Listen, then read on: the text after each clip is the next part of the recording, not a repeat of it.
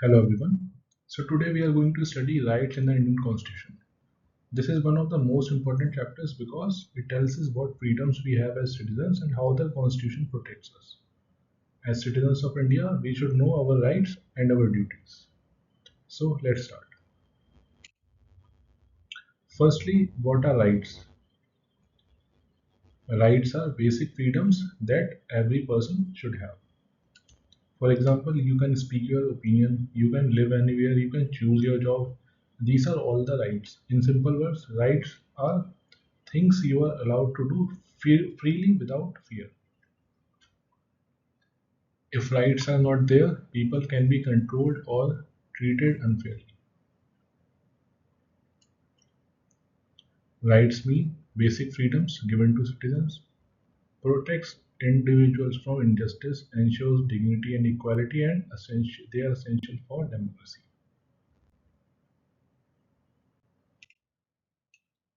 What are the importance of rights? Let's understand this with a real situation. Imagine workers working all day but getting very little money. So this is unfair. In India, such a case actually happened. Workers were paid less than minimum wages. So the Supreme Court of India said this is wrong and ordered proper payment. So what do we learn? Rights protect even poor people. Rights helps us get justice. Without rights, powerful people can exploit others easily. So it protects poor and weak. It prevents exploitation. It ensures justice through courts, and it makes democracy meaningful. What is a Bill of Rights? It is simply a list of rights written in the Constitution. It protects citizens from misuse of power, and it provides legal remedy. Think of it like a guarantee card. Just like when you buy a product, you get a guarantee. Similarly, the Constitution guarantees your rights. If someone violates your rights, you can go to court. Now let's study about fundamental rights which are given in Constitution in Articles 12 to 35. So they are mentioned in Part 3, Articles 12 to 35. And why they are called fundamental rights? Because they are essential for life. Government cannot easily change them, and courts protect them. Okay, they are protected by Constitution, cannot be easily changed, and they are enforced by courts. Now let's see what are the types of fundamental rights we have. We have six kinds of fundamental rights. Right to equality, which is given in Article 14 to 18. Then there is right to freedom, which is given in Article 19 to 22. Then there is right against exploitation, which is given in Article 23 to 24. There is right to freedom of religion, which is given in Article 25 to 28. There is cultural and educational rights given in Article 29 to 30. And then there is right to constitutional remedies, which is given in Article 32. So think of them like six kinds of shield protecting you: equality, freedom, protection from exploitation, freedom of religion, cultural rights, and right to go to court. Each one solves a different problem in our society. Let's first study about right to equality, which is given in Article 14 to 18. So it includes equality before law, no discrimination, equal opportunity in jobs, abolition of untouchability, and abolition of titles. This right means everyone is equal in the eyes of law. No discrimination is based on caste, religion, or gender. For example, if a hotel allows entry to one person but denies another just because of caste, then that is illegal. Article 17 abolishes untouchability. Article 16 gives equal job opportunities. So equality does not mean treating everyone equally the same. It means giving fair opportunities. That's why reservation exists, to help backward classes grow. So you have to memorize all these articles. They are very necessary for exam purpose. Now let's see right to freedom, which is given in Article 19 to 22. So this article gives us freedom to live our life. Article 19 gives us six kinds of freedom: speak freely, move freely, live anywhere, choose any job.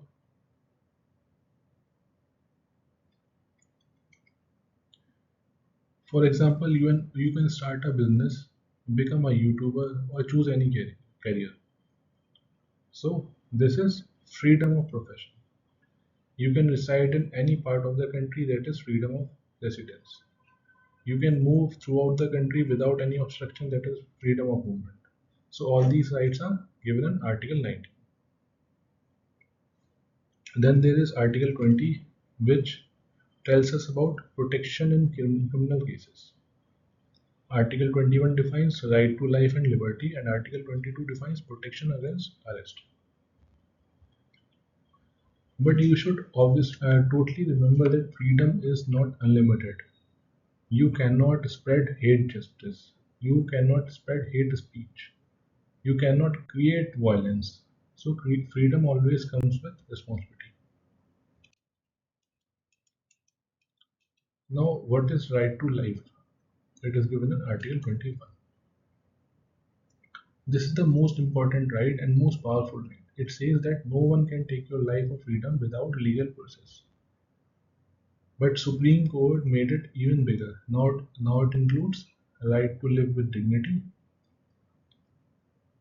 right to live with dignity, right to food, right to shelter, and right to livelihood. For example, if someone is starving, it becomes a violation of right to life. So this right is not just about living, it is about living a good and respectable life.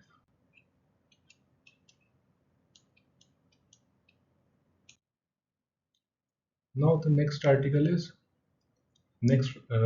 right against exploitation, which is given in Article 23 and 24.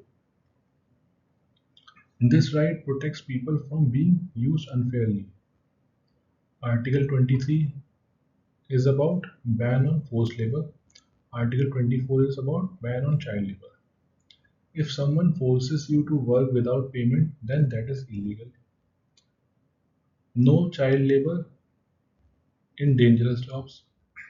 Children working in factories, it is totally illegal.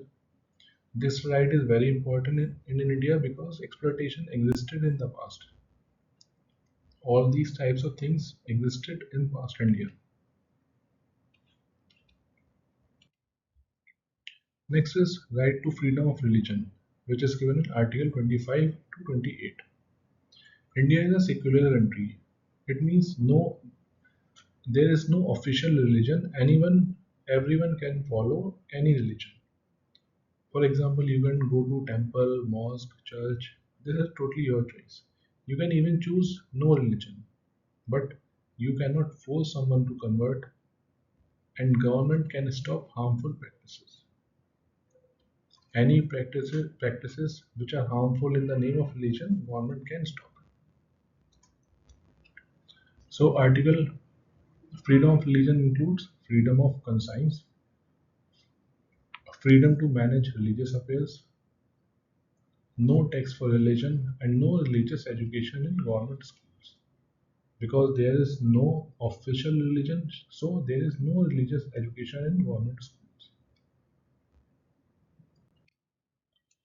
Next is cultural and educational rights, which are Article 29 and 30. So India has many cultures, languages, and communities. So this right protects minorities. Article 29 states that protect culture and language. Article 30 states that minorities can open their own schools. That is right to establish educational institutions. For example, Tamil people in Delhi can open Tamil schools to protect language. So this ensures diversity is protected. Next is right to constitutional remedies, which is given in Article 32. And this is the most important right. Dr. Ambedkar called it heart and soul of the constitution. Why? Because if your rights are violated, you can go directly to court. Without this right, all other rights would be useless. So this becomes most important right. Now let's understand writs. What are writs? So writs are special orders issued by courts to protect rights. There are five kinds of writs: habeas corpus, mandamus, prohibition, certiorari, and quo warranto. Now let's understand one by one what they are all about. So first is habeas corpus. It means produce the body. In this, court orders police to bring the arrested person before it, and it is used to stop illegal detention. Police cannot illegally detain anyone. Court can order police to bring it. Second is mandamus. It means we command. Court orders a public officer to perform duty. If any government officer is not doing their duty, court can order it to perform their duty. Third is prohibition. In this, higher court stops a lower court from doing something wrong. Whenever a lower court is acting beyond its power, higher court can stop it. Fourth is certiorari. It means higher court transfers a case to itself. If there is a case in some lower court, higher court can transfer that case to itself, or it can cancel the wrongdoing or a wrong decision of lower court. Fifth is quo warranto. It means by what authority. It checks if someone is legally holding a post. Court checks if some person is holding a post legally.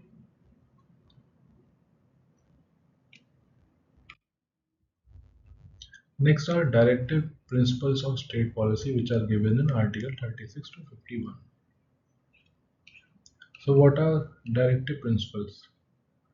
Directive principles are the guidelines for the government. They are not enforceable in court, but they are very important.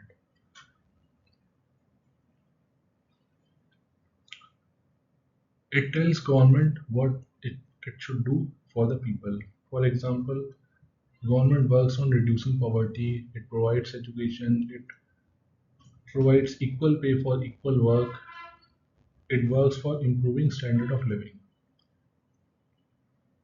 So they are basically what government should do. Now let's see fundamental duties which are given in Article 51A. So these are the duties of citizens, responsibilities of citizens which citizen should perform. For example, we should respect constitution and national flag. We should protect our environment. We should promote unity and harmony. We should defend the country. And they are not legally enforceable, but they are the moral responsibility of all citizens. Now, what is the relation between rights and directive principles of state policy? So, fundamental rights, they protect individuals, and individuals can go to court in case their rights are curtailed. But directive principles, they are the guiding principles for government, and they government cannot go to court, or anyone cannot go to court if directive principles are not being followed, because they are not enforceable by court. So rights are what government cannot take away, and DPSP is what government should do. Now, there was a very important case which often comes in exams, and before this case, the question was, can Parliament change anything in Constitution? So government said yes, we can change anything in Constitution, but Supreme Court said that no, government cannot change everything in Constitution. So conflict happened. So in this case, Supreme Court gave a historic judgment. Parliament can amend constitution, but it cannot change basic structure of the constitution. It cannot change the basic structure of the constitution. Meaning, some things can never be removed, like democracy, rights, constitutional values. They are the basic structure of our constitution, and they cannot be changed. And why was this case important? Because it protects constitution from misuse. Government cannot become too powerful. For example, if government tries to remove elections, so it is not allowed because it comes from the basic structure of constitution. So this case, the case, this Kesavananda Bharati versus State of Kerala case, this saved our democracy. This saved our Indian democracy, as Supreme Court clearly defined what is basic structure and what is not. Now, what is the conclusion of this chapter? What did we learn from it? We learned rights protects us, it protects citizens, courts ensure justice, DPSP guide government, government is limited by constitution, and without rights, democracy cannot survive. And together we can build a fairer society and our nation can thrive. So this is all for this chapter. Read the book material and try to solve its question, and if there is any doubt you can comment. We can we will discuss on it in the next video.